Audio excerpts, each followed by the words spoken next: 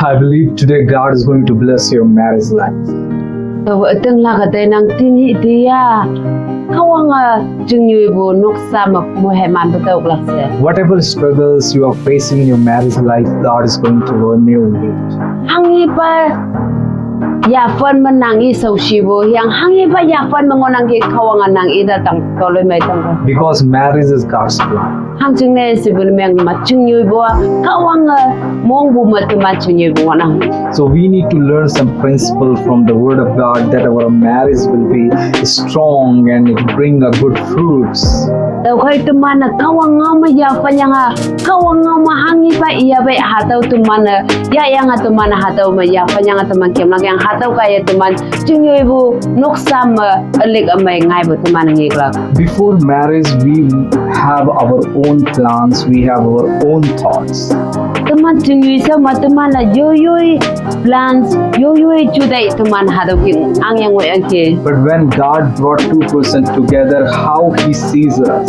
Yang với Kahwange ra đây iya chana sepia vậy hạt tao sembuh cái tụi mình đã nhiều chủ đề chana hạt tao khả năng.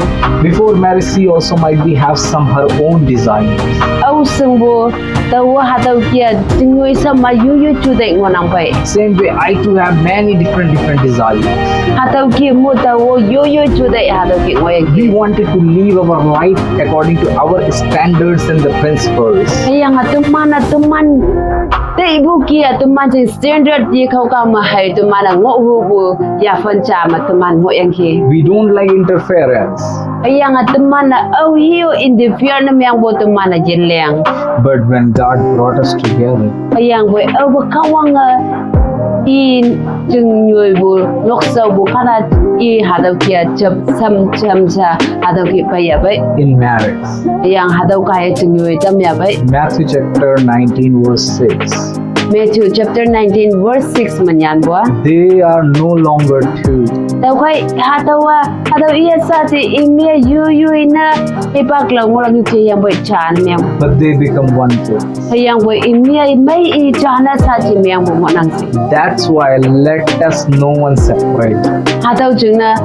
Hạt đầu kaya hiu imida yu ina yana tahtam si mo nang. It means after marriage, we two different personalities become one.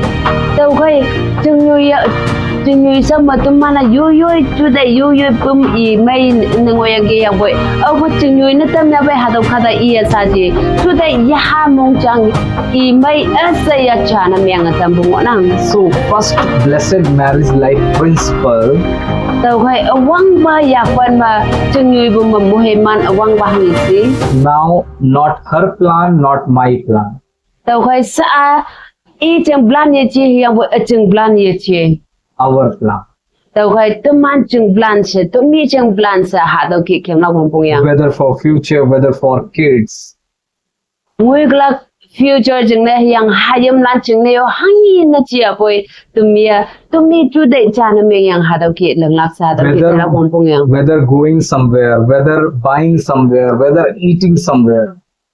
Hangi na chia boy nang chừng yang da tai ya boy tai bu hi pang na chia nang ha yang bu na chia hangi na chia boy lương bu tui so sai mà cha na mình nang. Plan and everything should be one.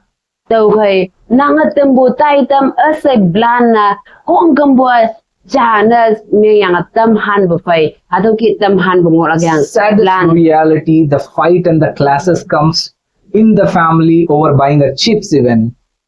Tao khai tụi mình tự nhiên ngay yong mong mèng yong chu wan de le yang mong mèng tại lạc cha family cha mà hado tụi mình ha bu khui nhai packet hado chips mình ya phân yang người ti bu yong lu ti bu ya phân cha hado ngi ong nang. It means very small silly things we fight and the fight goes weeks and weeks.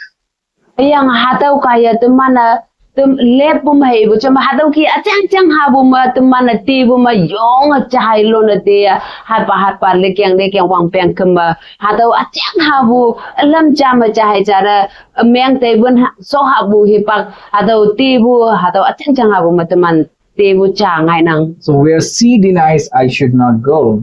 Tao khai Âu sung bùi i ta tai shi bun meng kama tàu hang na tai la where I deny she should not go. tàu khoi i an ta tai she bo me ka ma tàu ye tai la pong pong With the proper reason, darling, you are going there. I know this can be happen. tàu khoi ha tàu kia tu mana yong reason ja tu mana pha oh darling nang ha tàu kan ding de kem ha si bo ha tàu kan ding a yemai bo yang ta tai sa nang da lan bo me ka ma And when we hear each other, yang ha tàu tu mana yong chai ja da ha tàu ngau wun chai yang tu mana ngok na me ka ma and we proceed with the one mind, yang ha tàu gur ngoi lak ching na chu de cha na me yang tu mana process na me ka ma their blessing comes. ha tàu ka ya tu mana mo he man tàu nang One simple bread also can satisfy you. yang boy ha tàu ka ya tu mana lam cha chang ha bo ha la lam cha man loi ha tàu man mo he man tàu nang So now means no her plan, not my plan. We are. tàu khoi sa ma ba ya tu mana I ching plan ye che a ching plan ye che yang boy plan cha ma tu man kem na pong pong yang Blessed married life. Simple. ha tàu mo he man bu nok sa cha ma couples cha mo he man bu ha tàu ngo nang Now it says no one separate. tàu khoi ha tàu ka ya tu man mu la na tu man I ok la ka au hiu chung yui bu tu me cha na me ya phai ma au hiu ka ya tu me yu na la na tam bu yu ok lak sa tu man na te la pong pong yang So now you understand what brings fight between husband and wife. tàu khoi sa tu man hanghe ka ya tu man se kon na tan I pa ma chung yui nok sa bu ma ya fa ni mai ba te la ya lak na me bu ha tàu tu man sang ok te ke So when you are one, there are someone who always want you to be separate. tàu khoi sa tu man cha na me nang yang tu man tok phai ma ka da tam ha tàu ki yu na ya na tam bu ma ngo nang Now little bit we will see and we will be complete this topic in the next video too. tàu khoi sa tam le ha yang ani ba topic mo ha tàu complete na yang tam la Now second reason of fighting, second is ba nga mong ma fighting ha tàu te la ba hangi mangai persi both side relatives. tu man chahai ja sko no ke khau ka men ta no ke khau ka ma ha tàu ki ngai na Some women fight because of their family backgrounds.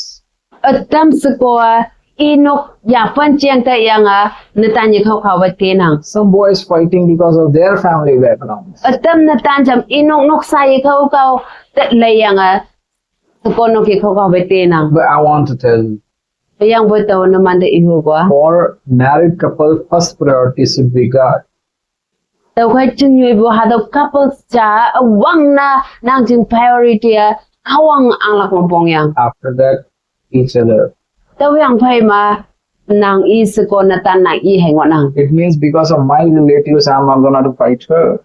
tàu khoi tàu I hu ba nang se ko nok chung chung na nang I ta de Same way, she should not fight to me because of her family member. ha tàu kia mo na tan nok chung na nang tàu na tan nok ni nok na tan nok chiang I yang nang I se ko na tan tang tai te We should not fight because of someone in our life. tàu khoi tu mana kada tam cha chung na ha tàu nang I se ko na tan chung yui bu mo yemyang tam la kyang nang I chung yui bu ha tàu nok mo na ye tam la kyang You should be one. tàu khoi ha tàu hi pang ma nang I chu de cha na myang la mo Now you become one flesh and now it's your journey till the last. You must go together. tàu khoi sa nang I chu de cha na I ma ya ha sa ya cha na myang bu yang kam de ngoi sa nang I journey cha na lam nyu cha ma kem la kan nang I hai ngo nang So we should not fight. tàu khoi tu mana kada tàu ba nok chung ne tàu ba chung ne nang chung ne nang chung ne sa ha tàu di bu tu mana ang bulak bong bong yang Love one another. tàu khoi nang I cha hai ja ra tai kan do Respect each other efforts. yang cha hai ja ra wang sam tai pha bo wang sam tai ho do Whatever she can do it for the boy's family, we should be satisfied. We need to appreciate. yang hangi lam na tan nok chung na sa ko ba leng ya ba ha tàu da mana satisfied na myang la bong bong Same way, as much as husband can do for the wife side, we should be satisfied. ha tàu kia mo na tan ba sa ko nok chung na hangi nung ya ba ha tàu chung na tu mana satisfied na myang la bong bong But the problem comes when beyond our strength, beyond our financial situations, we force one another to do something, it becomes classes. hüyangpoi tumana te bu phai anyei anyo lưng lắc chừng ne sate anu tumana te bu anyei tok ta cham anu ha tau kia anyei ha tau kia ya hu anyei lưng hu bu ha tau kai tuman chừng yu nok sa bu ya ha tau khong kum bu tumana meng atam bu ha tau hi bang ma pai nang ti la ngai nang We should be keeping the balance. tau khoi tumana ha tau cha kia tumana balance cha pong ma cha kia ang long pong And it should be not the issue of fight. yang ha tau kaya tumana te la bu yang ngai la pong pong So may God bless. tao phải mỗi lần ta khâu ông mình Conclusion. tao phải cơm na tao yêu ba Be one mind and one flesh.